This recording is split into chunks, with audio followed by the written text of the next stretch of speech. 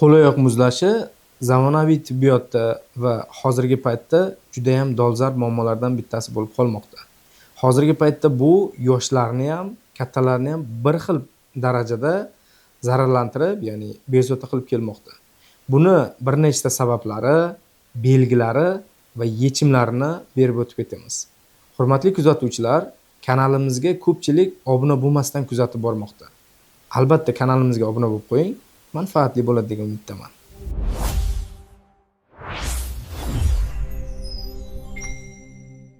Qo'l-oyoq muzlashini bir nechta belgilari bor. Birinchisi, qo'l-oyoqlarda muzlashlik va oqarish, undan tashqari ko'karishlar yuzaga keladi. Undan tashqari oyoqlarda uvish holatlari hech qanaqa sababsiz bo'lishi mumkin. Yana bittasi bu qon oqimini pasayishi hisobiga oyoqlarda, qo'llarda sovuqlik hissi juda ham kuchayadi va nerv tizimi shikastlanishi natijasida uvish holatlari kuchayishi mumkin. Bu kasalliklarda, ya'ni bir nechta omillar sabab bo'ladi. Birinchisi bu qon aylanishini pasayishi, ya'ni qon oqimini pasayishi hisobiga yuzaga keladi. Arterial qon tomirlar torayib, periferiyaga boruvchi kislorod hajmini kamayishi hisobiga qo'l-oyoqlar muzlaydi va oqaradi, ko'karadi. Undan tashqari gormonal o'zgarishlar hisobiga qalqonsimon bez kasalliklarida TTG, T3, T4 gormonlari o'zgarishi hisobiga gipotiroz kasalligi kelib chiqishi mumkin. Buning natijasida esa moddalar almashinuvi sustlashadi va periferik qon tomirlarida spazm yuzaga keladi. Bu esa oyoqlarda uvishish va muzlashni kuchaytiradi. Undan tashqari stress va asabiylik. Stress va asabiylikda insonda nerv sistemasi reflektor tarzda, ya'ni avtomatik tarzda simpatik nerv sistemasi aktivligi kuchayadi.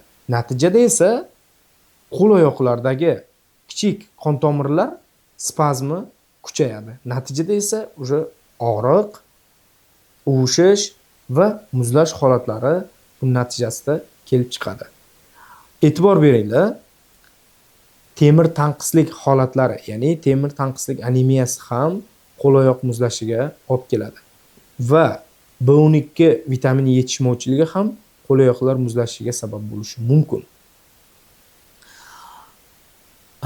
Keyingi sabablardan bittasi bu neyropatiya, ya'ni nerv shikastlanishi natijasida qo'l-oyoqlarga keluvchi impulslarni pasayishi hisobiga qo'l-oyoqlarda uvishish, muzlash holatlari kuchayib ketishi mumkin. Shuning uchun buni nerv shikastlanishida asosiy sabablardan bittasi B12 tanqisligi, qandli diabet va periferik neyropatiyalar hisoblanadi. Qo'l-oyoq muzlashida asosiy yechimlar qanaqa bo'ladi? Qo'l-oyoq muzlashining asosiy yechimlari bu periferik qon aylanishini tiklash, ya'ni qon bosimini nazorat qilish, qon quyuqsizligini nazorat qilish, undan tashqari qon aylanishini yaxshilovchi moddalar doim iste'mol qilish tavsiya qilinadi. Keyingisi vitamin B12 tanqisligini yechim berish kerak bo'ladi. Vitamin B12 ga boy mahsulotlar iste'mol qilish va dori-darmonlar iste'mol qilish tavsiya qilinadi. Temir tanqisligi anemiyasida temirga boy moddalar, ya'ni olma, go'shtli mahsulotlar, jigar va lavlagi iste'mol qilish tavsiya qilinadi. Va vrach nazorati bilan birga temir moddalarini, ya'ni temir preparatlarini shifokor nazoratida qabul qilish tavsiya qilinadi. Xo'p, keyingi yechim bu qalqonsimon bez kasalliklarida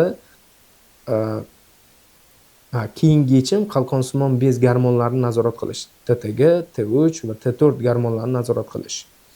Undan tashqari asabni normallashtirish va stress, undan tashqari stressni nazorat qilish organizm uchun juda ham katta foydali hisoblanadi. Aytgancha, Reyna kasalligi ham qo'l-oyoqlarning muzlashiga sabab bo'ladi. Reyna kasalligining asosiy sabablaridan bittasi bu insonda simpatik nerv sistemasining aktivligini kuchayib ketish hisobiga yuzaga keladi. Bu esa sistemli kasallik hisoblanadi. Hurmatli yurtdoshlar, mana yuqorida sanab o'tilgan qo'loyoqni muzlashi sabablari, belgilari va yechimlarini berib o'tdik. Bizni kuzatishda davom eting. Albatta manfaatli videolar hali ko'p oldinda.